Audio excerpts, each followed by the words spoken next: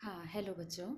आज आपको जो होमवर्क भेजा है मैंने, तो उसी से रिलेटेड थोड़ी-सी टॉक आज करेंगे हम लोग। वीडियो बहुत बड़े-बड़े मिल रहे थे, इसलिए मेरी कोशिश यही है कि इसी में आपको मैं जितना कम से कम ड्यूरेशन वाले वीडियो में ज़्यादा से ज़्यादा बता सकूँ, वो काम करना चाहती हूँ। ठीक है? तो आज जिन 4 प्रत्ययों के बारे में हम चर्चा करेंगे, वो है त्व, तल, तरप और तमप। ठीक है? त्व और तल, ये दोनों प्रत्यय जो हैं, ये हमेशा भाववाची संज्ञा शब्द बनाने के लिए प्रयोग किए जाते हैं। कौन से शब्द? भाववाची संज्ञा। ठीक है। अभी तक आपने संज्ञा शब्द में ये पढ़ा था ना कि राम, सीता, बालक, ये सब संज्ञा शब्द हैं। लेकिन कुछ शब्द होते हैं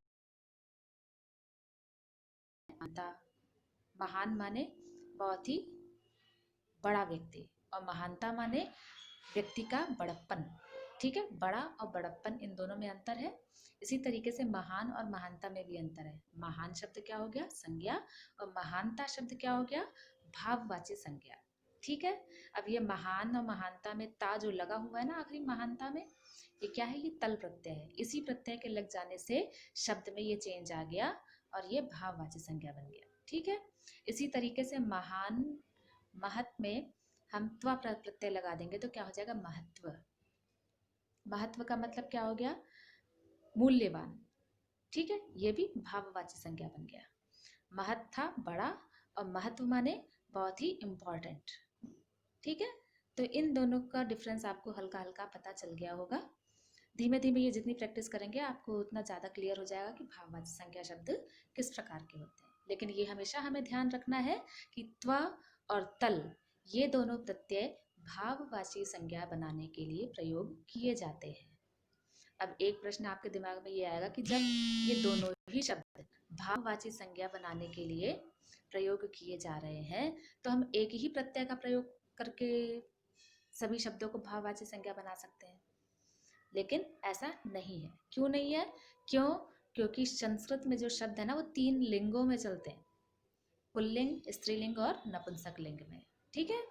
तो त्व प्रत्यय का प्रयोग हमेशा नपुंसक लिंग में भाववाची संज्ञा बनाने के लिए प्रयोग होगा, और तल प्रत्यय का प्रयोग हमेशा स्त्रीलिंग की भाववाची संज्ञा बनाने के लिए प्रयोग किया जाता है। इसीलिए भाववाची संज्ञा बनाने के लिए दो शब्द, दो प्रत्यय अलग अलग किए गए हैं। इतना क्लियर हो गया? अब आ जाते हैं हम सीधे त्व प्रत्यय पर।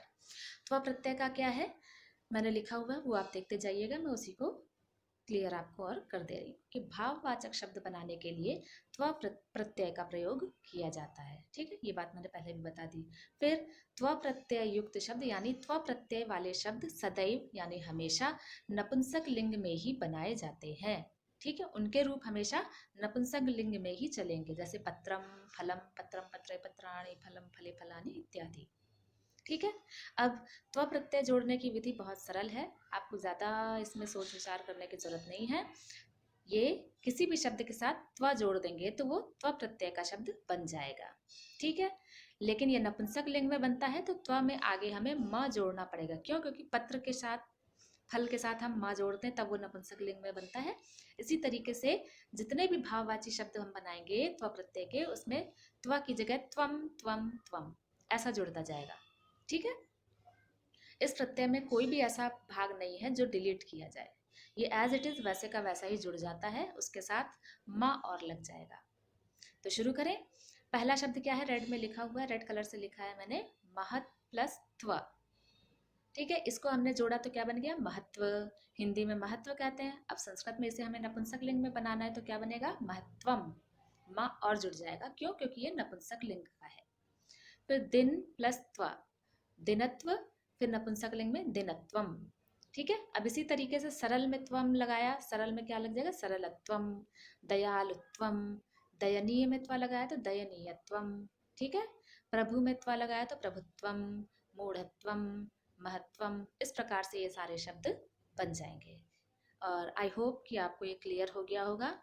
अब हम आते हैं तल प्रत्यय पर।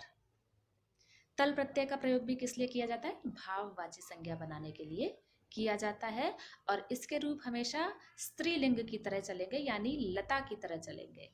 लता, लते, लताः, लताम, लते, लताः। ठीक है, इस टाइप से चलते हैं। चलिए अब आ जाएं कि तल प्रत्यय में जब हम शब्द के आगे तल प्रत्यय जोड़ेंगे तो क्या चीज़ छोड़नी है और क्या चीज़ बचेगी। मैंने आपको प्रत्यय में 11th में पहले भी बताया था कि जो प्रत्यय के जिन प्रत्यय के अंतर जिन शब्दों को आधा लिखा जाता है या हलंत लगाया जाता है उन शब्दों को हम डिलीट कर देते हैं, वो प्रत्यय में प्रयोग नहीं किए जाते। उसके बाद जो बचता है वो प्रत्यय में लगाया जाता है। ठीक है, तो यहाँ तल प्रत्यय में ला जो है वो हलंत लगा हुआ है, तो हमें हलंत को डिलीट कर देना है।